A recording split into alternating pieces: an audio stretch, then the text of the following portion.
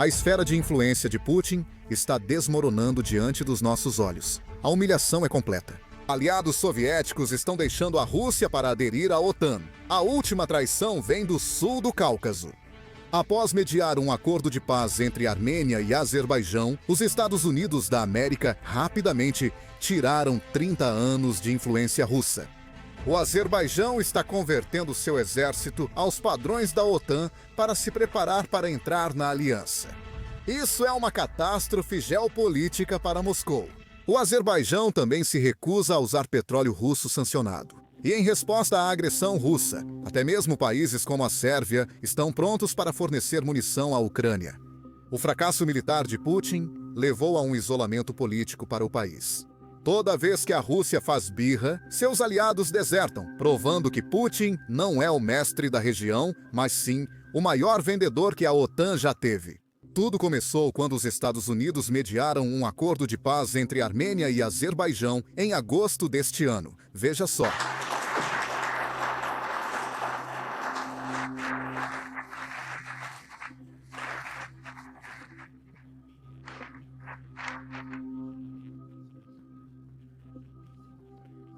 É isso mesmo, eles vão assinar. 3 cópias em inglês. O presidente dos Estados Unidos da América assina como testemunha para o presidente do Azerbaijão e o primeiro-ministro da Armênia, buscando paz, estabilidade e prosperidade. Pedimos que os convidados permaneçam sentados para ir da assinatura dos documentos. Agora, muitas pessoas não perceberam que isso realmente aconteceu e o quão importante isso foi. Vamos ser honestos, o mundo tem estado em chamas nos últimos meses. Então, é compreensível. Mas para a Rússia, isso foi um grande golpe em sua influência na região. Por mais de 30 anos, Armênia e Azerbaijão estiveram presos em um dos conflitos mais devastadores da era pós-soviética. Tudo isso vem dessa região chamada Nagorno-Karabakh. É uma região no Azerbaijão, mas habitada principalmente por armênios étnicos. Quando a União Soviética colapsou, a região entrou em guerra. A Armênia assumiu Karabakh e áreas vizinhas, forçando centenas de milhares de azeris a se deslocarem. Por décadas, o conflito congelado dominou a região, sempre sob controle da Rússia. Moscou estava armando os dois lados, mediando negociações de paz e se posicionando como o intermediário de poder indispensável. A Armênia dependia totalmente da Rússia para proteção, enquanto o Azerbaijão precisava cooperar, pois a Rússia dominava a região. Para Moscou, um conflito congelado garantia influência permanente. Tudo mudou em 2020, quando o Azerbaijão, com apoio da Turquia, recuperou a maior parte do território. A Rússia enviou forças de paz, mas não defendeu a Armênia como prometido. Esse foi o momento em que a Armênia percebeu que as garantias de segurança russas são basicamente um mito. A Armênia ficou abalada depois de tudo isso, mas 3 anos depois, em 2023, tudo realmente desmoronou. Não dá para compreender o acordo de paz deste ano sem entender o que ocorreu em 2023. No início do ano, o Azerbaijão bloqueou a única estrada entre a Armênia e Nagorno-Karabakh. Isso era uma tábua de salvação para 120 mil armênios desse enclave. Comida, remédios e combustível vinham por essa estrada. Assim, quando o bloqueio começou, a Armênia buscou apoio no único país que prometeu defendê-la: a Rússia. Mas como vocês devem lembrar, a Rússia estava ocupada em 2023 e não fez nada. Nem mesmo uma declaração, nenhuma campanha de pressão, nenhuma proteção militar, nem mesmo pontes aéreas humanitárias. Para os armênios, foi uma traição catastrófica. Mas ainda não tinha acabado. Em setembro de 2023, o Azerbaijão lançou uma operação relâmpago de um dia na região de Nagorno-Karabakh, esmagando as forças armênias restantes. Isso acabou com 30 anos de controle armênio em apenas um único dia. Mais uma vez, a Rússia, que deveria garantir e proteger como autoproclamada mestre da região, apenas observou. Não houve intervenção, nem dissuasão, nem consequências por parte da Rússia. Na verdade, os soldados da paz russos na região literalmente ficaram de lado, enquanto Karabakh desmoronava.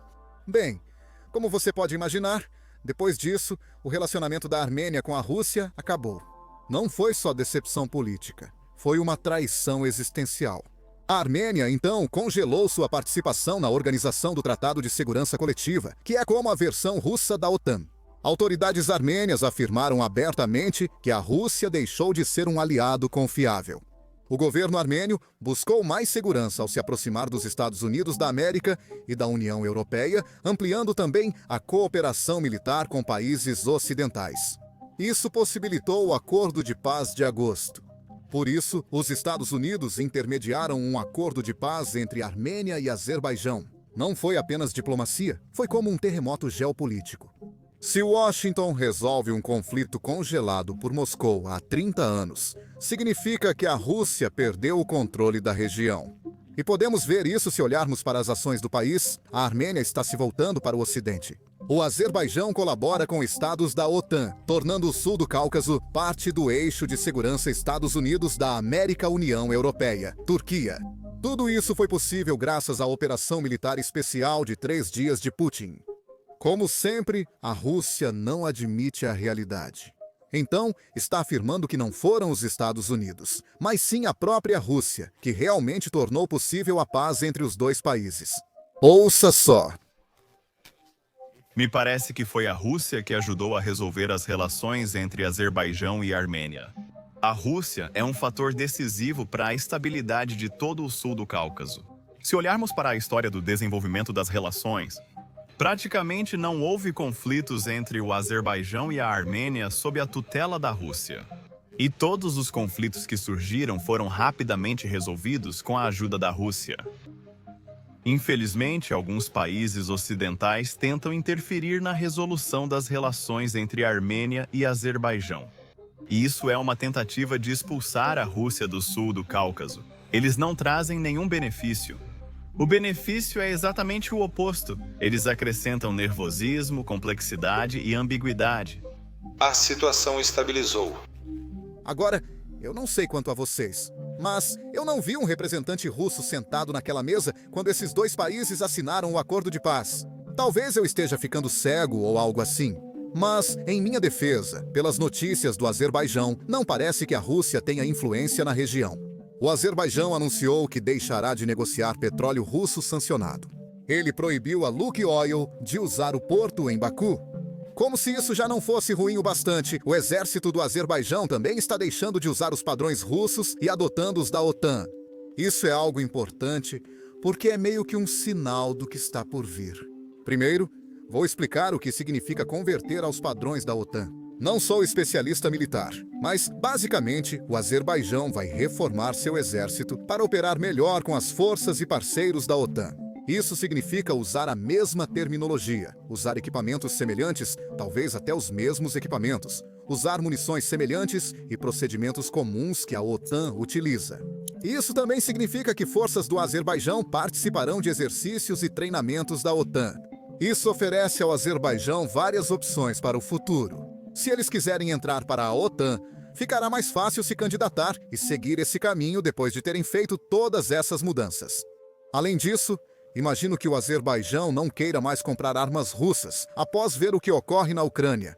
Agora eles podem comprar mais armas ocidentais, pois estão padronizando o exército aos padrões da OTAN.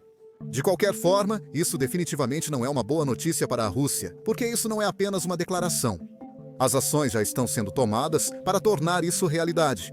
Representantes do Azerbaijão se reuniram nesta semana com o secretário-geral adjunto da OTAN. Nessas reuniões, discutiram cooperação e segurança regional. Quase todos os países da OTAN tinham representantes aqui. Então, foi algo importante. Oficiais do exército do Azerbaijão também fazem cursos da OTAN em suas instalações. Esses cursos basicamente ensinam a esses oficiais a forma de pensar estrategicamente da OTAN, segurança regional e cooperação internacional. Então, tenho certeza de que vocês estão se perguntando: bem, como a Rússia responde a tudo isso? Atacando? Então, deem uma olhada nisso. A Rússia atacou a embaixada do Azerbaijão em Kiev. O presidente do Azerbaijão afirmou a Zelensky que ataques russos à embaixada não são inéditos. O Azerbaijão condena o ataque, enquanto a Rússia afirmou ter sido um erro.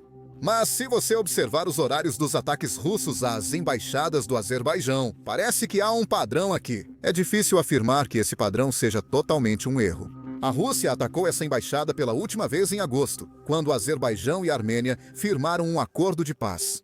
Além disso, a Rússia não gostou das declarações do presidente do Azerbaijão. Só escuta isso. A Ucrânia não deve focar em soluções militares, pois a Rússia tem maior potencial e mais recursos. O país deve priorizar esforços diplomáticos, pois quanto mais a guerra durar, mais difícil fica para a Ucrânia.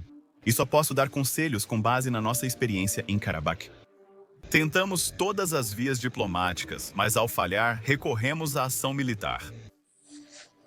Acho que a Rússia ataca o Azerbaijão sempre que não gosta das ações dos azerbaijanos. Mas o que Putin não percebe é que sempre que tenta passar a imagem de homem forte, isso não impede os países de se aproximarem do Ocidente. Pelo contrário, faz com que mais nações busquem a OTAN e alianças ocidentais. Putin invadiu a Ucrânia porque queria impedir que a Ucrânia se tornasse um país ocidental. Bem, adivinha só? A Ucrânia ainda quer entrar para a OTAN? A Ucrânia não está na OTAN porque Estados Unidos da América, Alemanha e outros países vetam sua entrada, não por falta de interesse ucraniano. Então, além disso, depois da invasão de Putin, Finlândia e Suécia entraram para a OTAN, expandindo as fronteiras da OTAN bem na porta da Rússia. Então, não é que Putin esteja impedindo a OTAN. Na verdade, ele está ajudando a OTAN a se expandir. Mesmo assim, não é só o Azerbaijão que está contra a Rússia. Até o presidente da Sérvia, antes um pouco pró-Rússia, desde o início da invasão, agora está mudando de postura.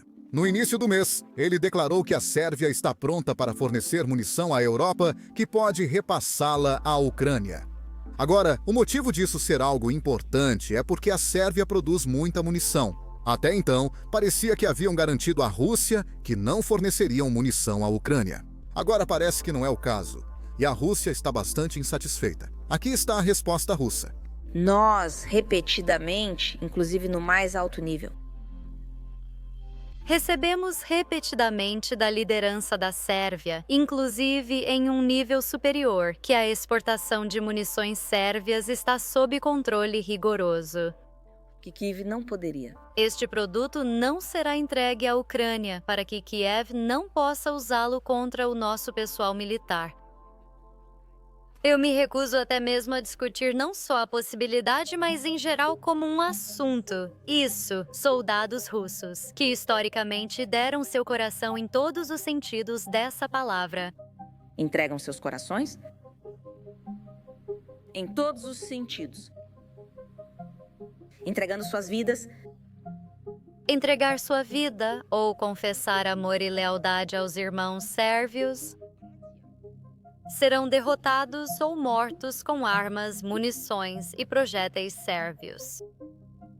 E que isso será feito não por alguma coincidência infernal ou uma coincidência selvagem. E até suas roupas. E que isso seria feito. Mas de uma forma ou de outra, com elementos de intencionalidade e reflexão, eu me recuso até a pensar nisso. Intencionalidade e reflexão. Eu me recuso até a pensar sobre isso. Então, acho que essa tendência é bem clara, e queremos dar crédito a quem merece. Putin é, sem dúvida, o maior vendedor que a OTAN já teve. Então, podemos, por favor, tirar um segundo e dar uma salva de palmas para ele? Agora, como vocês viram neste vídeo, há muitas coisas acontecendo no espaço geopolítico que são importantes. Mas muitos nunca veem notícias sobre isso. Isso porque as organizações tradicionais não são muito boas em cobrir eventos geopolíticos importantes. Lançamos o Global Recaps, uma newsletter geopolítica gratuita que resume notícias importantes de forma simples. Todas as noites, enviamos um e-mail diretamente para sua caixa de entrada, cobrindo todas as histórias importantes. Você pode ler esse e-mail em apenas alguns minutos. Pode confiar, faço isso toda noite e é totalmente grátis. Inscreva-se agora pelo link na descrição ou escaneando o QR Code na tela. Você pode acessar globalrecaps.com. Ao se inscrever, fica mais informado sobre o mundo. Obrigado, sou Sam e vejo vocês no próximo vídeo.